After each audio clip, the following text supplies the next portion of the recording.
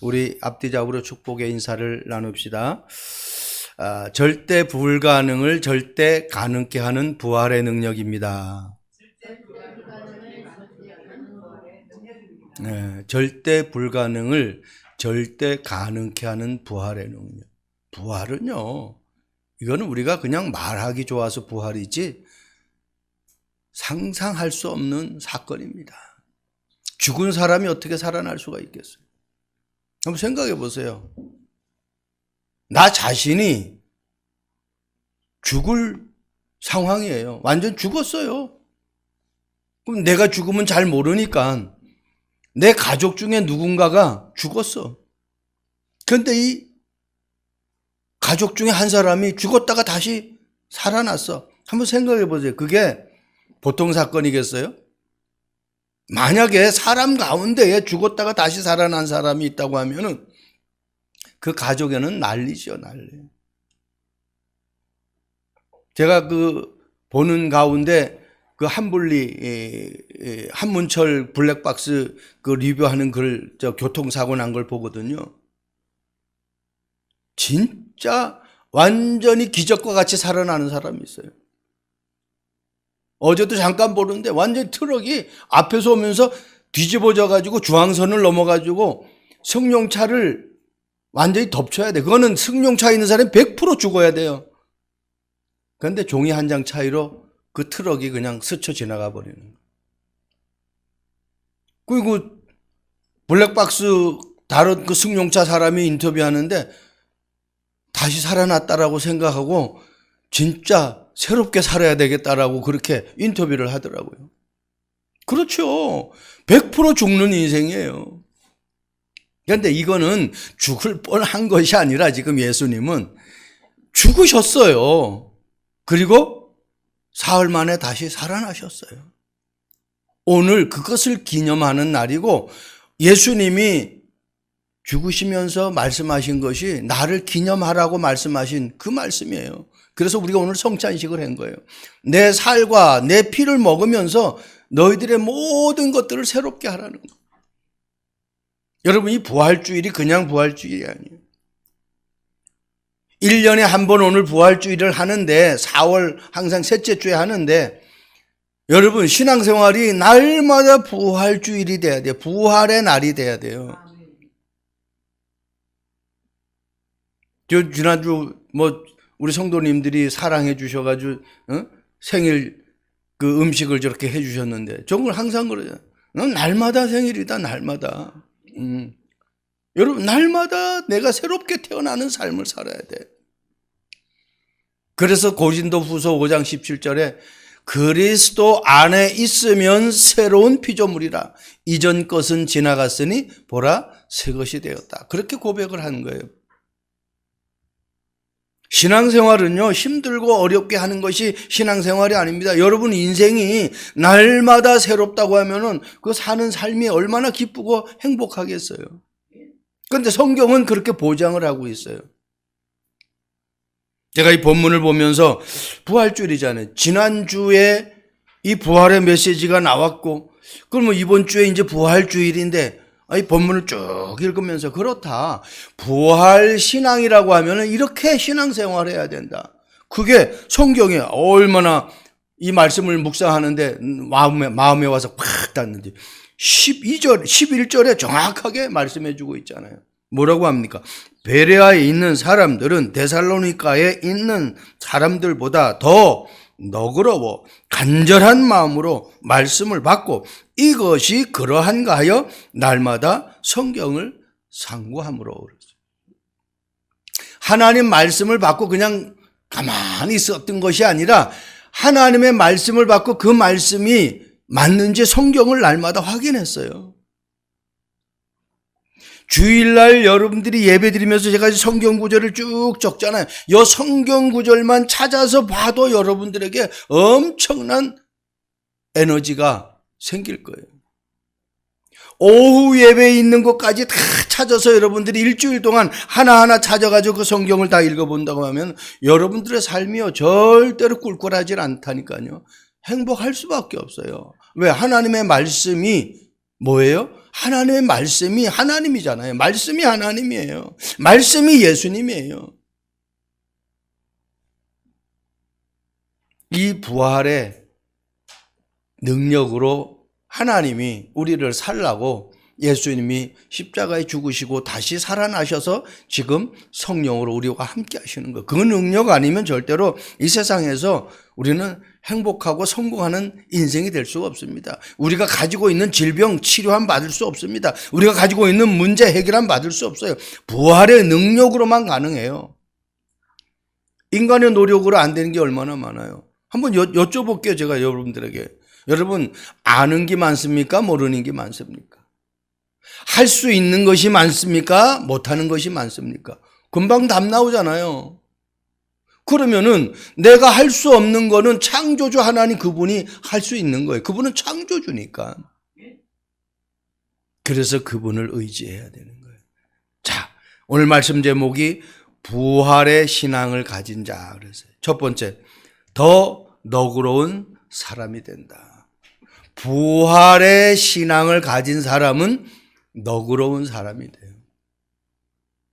한마디로 모든 것을 초월하게 돼요. 수용하게 돼요. 왜? 부활의 능력인데. 아니, 다시 살아나신 그 능력을 내가 가지고 살아가는데. 여기서 너그럽다라는 말은요, 이런 말씀 의미가 있어요. 태생적으로 천성적으로 심성이 좋은 사람. 우리가 그렇게 사람들 만나보면 그래. 어떤 누가 뭐라고 그래도 전혀 그냥 허허허허 웃는 사람들. 우리 좀 나쁜 말로 하면 좀 바보 같은 사람. 근데 바보가 아니에요. 그 사람에게는 다른 사람이 모르는 뭔가가 있어요. 절대로. 그리고요, 편견이 없는 사람이에요. 저 사람은 저래서 안 돼. 우리가 저 사람 한 사람을 알면은 그래서 편견이 생길 수가 있잖아요. 지금 요한복음 11장에도 편견 나오죠. 나사로가 죽었어요. 마르다, 마리아, 나사로 이렇게 같은 남매인데 그 나사로가 죽었단 말이에요. 그런데 예수님이 오셔가지고 나사로가 무덤 속에 있는 것을 그 돌을 치우라고 그랬더니 뭐라고 그래요? 마르다가 이미 죽은 지가 나흘이나 지났기 때문에 냄새가 난다. 이게 편견이잖아요. 예수님이 늘 그 마르다 집에 들려서 같이 식사도 하고 했는데 예수님을 알기는 아는데 정확하게 모르는 거예요. 예수님은 죽은 자도 살릴 수 있다라는 그 사실을 모르는 거예요. 그러니까 어때요? 예수님이 무덤에 돌을 옮겨 놓으라 하니까 이미 죽은 지가 나흘이나 지났대. 그러니까 조금 더 일찍 와가지고 살아있을 때 좀 아플 때 살려주시지 왜 죽은 다음에 오셨느냐 그 얘기죠. 여러분 우리가 가지고 있는 문제, 질병, 어떤 사건 죽은 자도 살리시는 분인데 그게 문제가 되겠습니까? 너그러운, 그러니까 부활의 신앙을 가진 사람은요 여유가 있어요. 한마디로 좀 너그러워요. 편견이 없어요. 이건 된다 저건 안 된다 이런 말을 필요가 없어요. 왜? 하나님은 모든 거 하실 수 있는 분이니까. 요한복음 나오잖아요.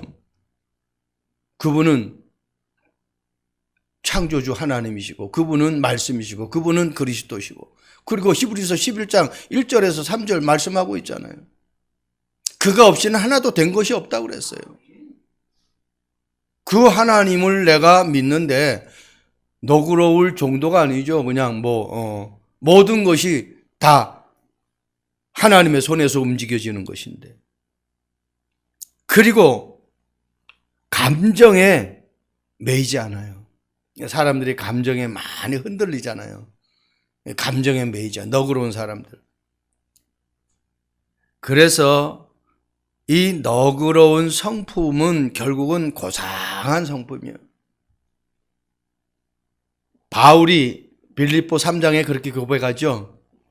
자기가 가지고 있는 모든 자기가 좋게 여겼던 것을 다 배설물로 여기는데 배설물로 여기는 이유가 뭐예요? 가장 고상한 지식을 발견했기 때문에 다 배설물로 여긴다는 거예요. 그러니까요. 이 너그럽다라는 것은 고상하다라는 의미가 있거든요. 인격이 고상한 사람, 너그러운 사람. 근데 진짜 고상한 건 뭐예요? 그리스도가 가장 고상한 분이에요. 그 그리스도가 지금 성령으로 내 안에 계시기 때문에 너그러워야지가 아니야. 너그러워질 수밖에 없는 거예요. 창세기 45장 5절 말씀 보세요. 당신들이 나를 이곳에 팔았다고 해서 근심하지 마소서, 한탄하지 마소서. 하나님이 생명을 구원하시려고 나를 당신들보다 먼저 보내셨나이다. 이게 지금 요셉이 형들을 만나서 하는 얘기거든요. 전 세계에 가뭄이 왔어요. 그래서 먹을 것이 없어가지고 형들이 이 애굽에 먹을 양식을 구하러 왔어요. 근데 요셉이 죽은 줄만 알았는데 자기들이 거의 팔아가지고 어디 가서 죽었겠지 그렇게 생각만 했는데 이게 보니까 자기 동생 요셉이 살아있거든요. 그런데 이게 보통 사건이 아니에요. 애굽의 총리야. 세계 최고 강대국의 총리야. 그 형들에게 지금 고백하는 거예요. 형들이 나를 얼마나 힘들게 만든 줄 알아. 나 얼마나 죽을 고생한 줄 알아. 이렇게 말을 해야 되는 요셉인데 너그러운 마음이야. 그리스도가 함께 하니까 부활의 능력을 가지고 있으니까 전혀 그래 안 해요. 하나님의 완벽한 계획을 가지고 있으니까. 형들이 나를 판 것이 아니라는 겁니다. 그러니까 그것 때문에 근심하지 말고 그것 때문에 한탄하지 말래요. 생명을 구원하기 위해서 하나님이 나를 먼저 이 땅에 보내셨다는 거예요. 여러분, 하나님의 계획을 아는 사람, 내 인생의 시작과 끝을 아는 사람은요, 두려워할 거 없습니다. 우리가 이 땅에서 육신의 몸에 어떤 생명이 끝난다. 그러니까 우리가 그걸 갖다 죽음이라고 그러죠. 성경은 그렇게 얘기하고 있잖아요. 히브리서 9장 27절에. 사람에게 한 번 죽는 것은 정하신 것이요. 그랬어요. 그러면서 그 후에 심판이 있다 그랬어요. 죽는 게 문제가 아니고 죽음 이후에 내가 어디로 가느냐가 더 중요한 거예요. 지옥으로 가느냐, 천국으로 가느냐.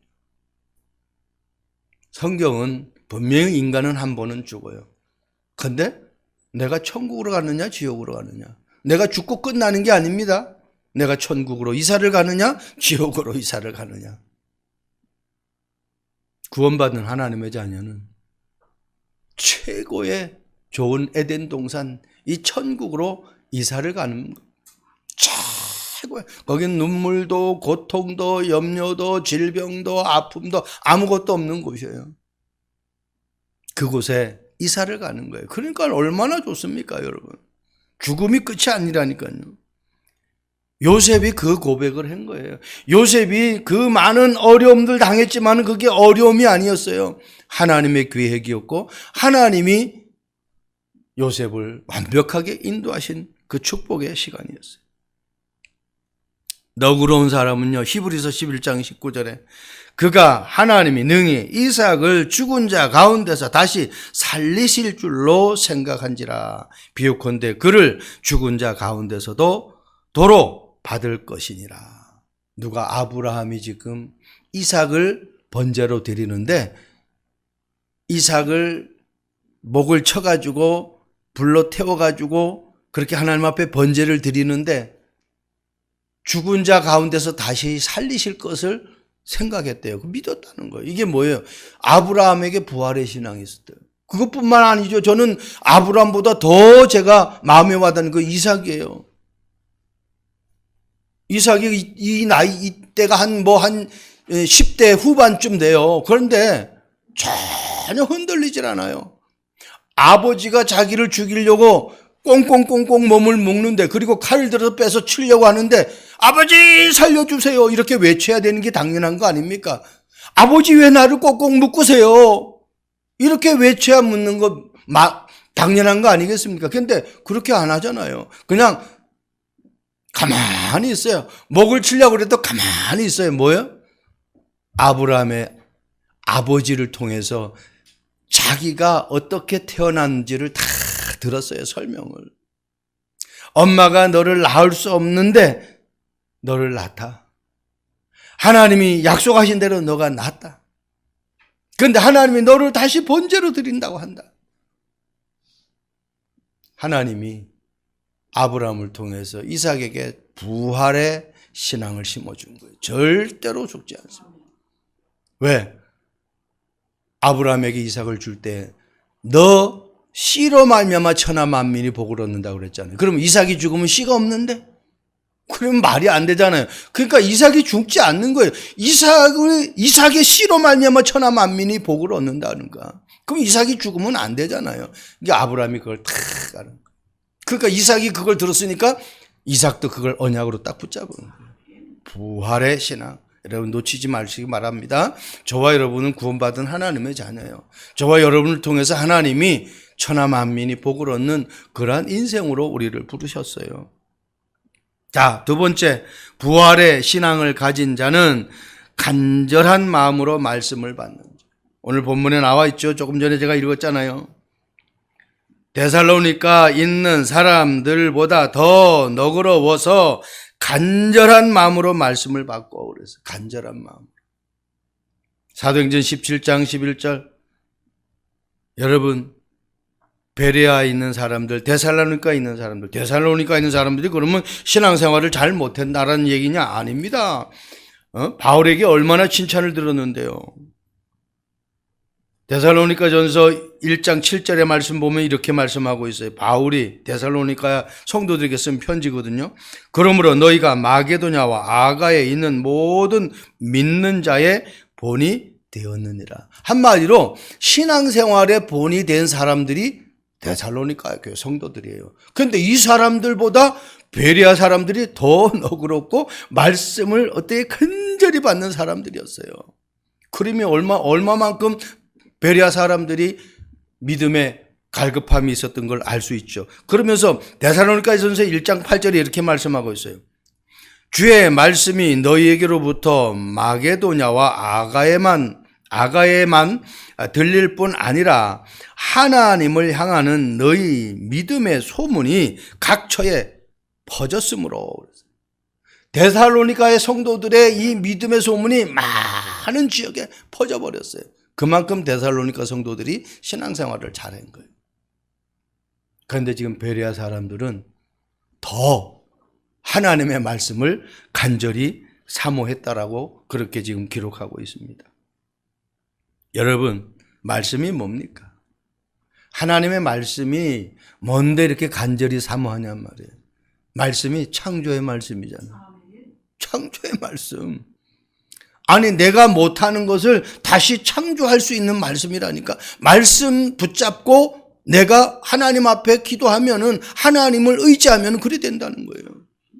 아니 죽은 나사로가 살아나잖아요. 안진뱅이가 일어났죠. 성경에 눈을 못 뜨는 소경 바디메오가 눈을 뜨잖아요. 어마어마한 사건이죠. 여러분, 하나님의 말씀이 히브리서 4장 12절 말씀 보면은 치유의 말씀이에요. 하나님의 말씀은 살았고 활력이 있어 좌우에 어떤 날성금보다 예리해서 혼과 영과 관절과 심령골수를 찔러 쪼갠다. 의사가 손을 못 대는 곳까지 말씀이 치유의 말씀으로 역사하는 거예요. 이 말씀이 어떤 말씀입니까? 사도행전 1장 8절 말씀 보니까 능력의 말씀이에요. 땅끝까지 증인될 수밖에 없는 어마어마한 말씀입니다. 온 천하에 다니며 만민에게 복음을 전파할 수 있는 그 능력의 말씀. 그러니까 이 말씀이 어떤 말씀인 줄 알면 말씀을 대충 받겠습니까? 아주 유명한 사람이 이 사람은 못하는 거 없어 그런데 그런 사람 앞에 가면은 우리가 그냥 대충 이렇게 합니까? 아니잖아요. 또 이 능력에 어떤 나에게 유익이 되는 것을 줄까 하고 내가 아주 귀를 쫑긋 해가지고 들을 수밖에 없잖아요. 그런데 이건 창조주 하나님의 말씀이에요. 그 말씀이 어떤 말씀인지를 안다고 하면은 우리는 말씀을 대충 받을 수가 없죠. 사도행전 2장 46절 말씀 보세요. 날마다 마음을 같이하여 성전에 모이기를 힘쓰니 집에서 떡을 떼며 기쁨과 순전한 마음으로 음식을 먹고 그랬어요. 날마다 마음을 같이하여 성전에 모이기를 힘씁니다. 여러분 집에서도 늘 말씀, 매일 말씀 묵상할 수 있길 바랍니다. 이 말씀이 나를 치유하고 이 말씀이 나에게 힘이 되고 이 말씀이 나의 생각을 바꾸고 이 말씀이 많은 사람에게 답을 주는 말씀이 돼야 돼요. 병원에 가면 의사가 우리에게 처방을 하는데 나를 해하는 내 병을 더 심하게 하는 처방을 합니까? 아니잖아요. 그 병을 완화시키고 치유할 수 있는 처방을 해주잖아요. 하나님 우리에게 말씀을 주셨는데 우리를 힘들게 하기 위해서 말씀을 주신 게 아니에요. 이 말씀을 통해서 바른 길을 가라는 거예요. 이 말씀을 통해서 힘을 얻으라는 거예요. 이 말씀을 통해서 네가 가지고 있는 질병에 어려움에 답을 얻으라는 거예요. 그래서 내가 곧 길이요 진리요 생명이니 나로 말미암아 아버지께로 갈 수가 있다고 그랬어요. 그분이 아니면 절대로 우리의 문제가 해결될 수 없다는 거예요. 내가 날마다 무엇을 생각하고 무엇을 체험하느냐가 아주 중요하잖아요. 내가 날마다 뭘 생각하느냐 말이에요. 염려, 걱정, 근심세가 하면 그 사람은 늘 염려, 걱정, 근심에 넘어지는 거예요. 그런데 늘 어떻게 하나님이 나에게 주시는 말씀을 생각하면 그 말씀의 능력이 나타나. 나는 아무것도 한 것이 없는데 이 말씀에서 엄청난 파워가 나타나는 거예요. 사도행전 18장 5절 말씀 보면은 이렇게 기록하고 있습니다. 실라와 디모데가 마게도냐로부터 내려오매 바울이 하나님의 말씀에 붙잡혀. 말씀에 붙잡혀. 여러분 간절히 말씀을 사모하는 정도가 아니라 말씀에 붙잡혀 버렸어요. 끝났죠. 그러면 이 말은 하나님 능력에 붙잡혀 버리는데 예수님의 능력, 성령의 능력에 붙잡혀 버렸는데 내 능력으로 살아가는 게 아니에요. 그래서 바울은 갈라디아서 2장 20절을 고백하잖아요. 내가 사는 것이 아니라 내 안에 그리스도께서 사는 것이다 그랬어요. 마귀가 예수님을 시험하죠. 마태복음 4장에. 그때 예수님이 뭐라고 외칩니까? 내가 누군 줄 알아? 내가 하나님의 아들이야. 까불지 말고 떠나. 이렇게 안 했어요. 하나님의 말씀을 인용합니다. 사람이 떡으로만 사는 것이 아니라 하나님의 입에서 나오는 모든 말씀으로 산다. 그렇게 마귀를 쫓아버려요. 말씀으로 쫓아버리는 거예요. 여러분들이 나에게 말씀이 없으면은 그냥 마귀에게 그냥 그대로 당가요. 염려에 그냥 당하는 거예요. 염려요, 어서 오시옵소서. 그냥 염려를 받아들인다니까. 근심을 받아들여요. 이 근심을 내 물리쳐야 되는데 이걸 물리칠 힘이 없는 거예요. 왜? 말씀이 없으니까.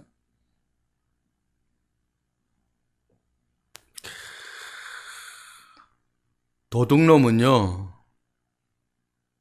24시간 도둑질할 생각만 합니다. 노름꾼은요 24시간 어디서 노름하지 그거 생각만 합니다. 하나님의 자녀는 24시간 하나님의 말씀 계속해서 듣고 그것으로 내 것을 만들고 그렇게 해야 돼요.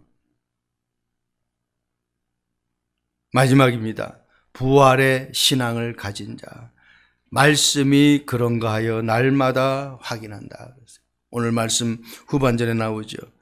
이것이 그런가 하여 날마다 성경을 상고합니다. 바울이 한 말이 성경에 맞는지 확인한 거예요. 제가 여기서 선포하는 그 말씀이 맞는지 여러분 성경을 가지고 확인을 하라는 거예요. 제가 그래서 성경 구절을 다 적잖아요. 찾아가지고.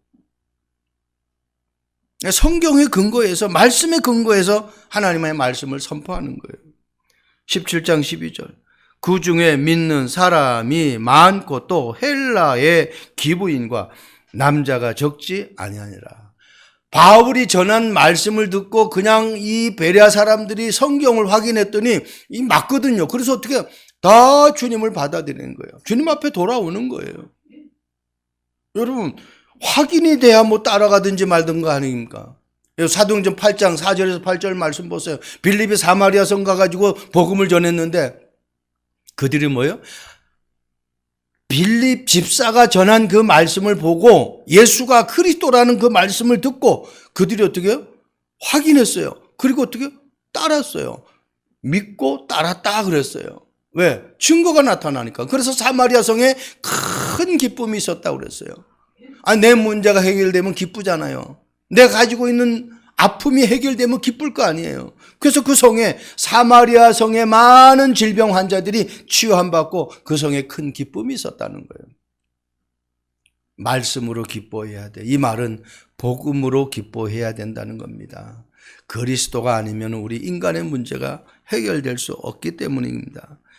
데살로니가전서 2장 13절 말씀 보세요. 이러므로 우리가 하나님께 끊임없이 감사함은 너희가 우리에게 들은 바 하나님의 말씀을 받을 때에 사람의 말로 받지 아니하고 하나님의 말씀으로 받음이니 진실로 그러하도다. 이 말씀이 또한 너희 믿는 자 가운데서 역사하느니라.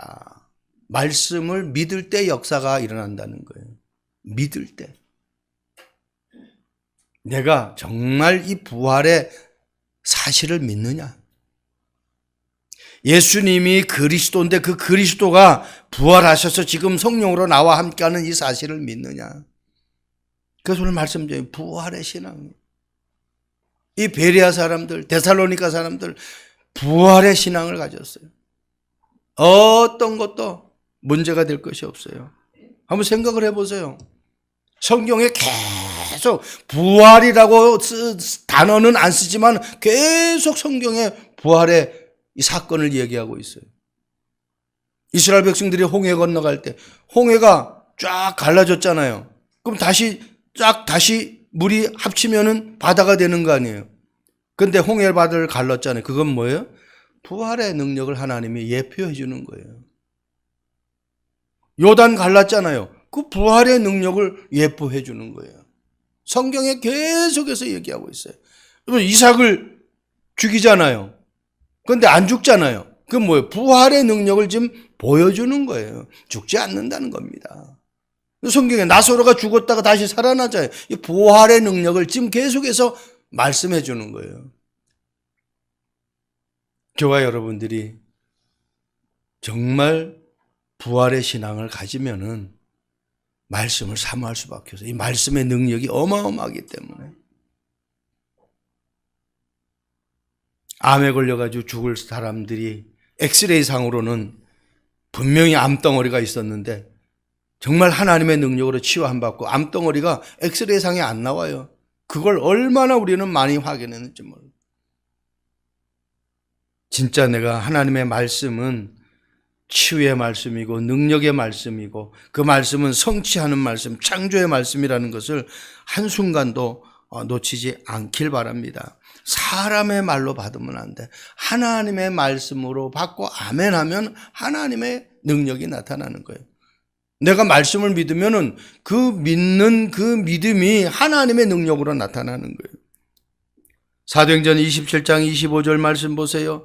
그러므로 여러분이 안심하라. 나는 내게 말씀하신 그대로 되리라고 하나님을 믿노라. 바울이 지금 유라굴라 광풍을 맞아가지고 276명 배에 탄 그 승객이 다 죽음의 위기를 만났잖아요. 성경은 죽음의 여망마저 사라졌다 그랬어요. 살아날 수가 없어요. 살 수 있는 그 여망이 하나도 없어요. 다 죽게 생겼어요. 그때 바울이 배 밑에 들어가서 기도한 거예요. 그런데 하나님이 말씀을 주셨어요. 네가 가이사 앞에 서야 한다. 너 때문에 276명 다 너에게 맡기겠다. 바울 때문에 276명이 살아난 거예요. 왜? 가이사 앞에 서야 되는 것이 말씀의 성취이기 때문에. 이게 부활을 예표하는 거잖아요. 다 죽게 생겼잖아요. 그런데 다시 살아났잖아요. 100% 죽어야 되는데 안 죽잖아요. 말씀의 능력이 어마어마한 겁니다, 여러분. 그래서 여러분들이 꼭 세 가지를 확인해야 돼요. 매일 확인해야 돼요. 오늘의 말씀. 오늘의 말씀. 매일매일. 오늘은 내가 어떤 말씀을 붙잡고 하루를 살아갈까? 그거 있어야 돼요. 그 말씀을 붙잡으면은 그 말씀을 붙잡고 기도할 수 있는 오늘의 기도가 돼야 돼. 예를 들어서 지금 우리 이번 주 강단 제목이 부활의 신앙을 가진 자. 그러면 어때요? 부활의 신앙을 가진 자라는 말씀을 붙잡았으면은 그걸 놓고 하나님 나에게 부활의 신앙을 가질 수 있는 믿음을 허락해 주세요.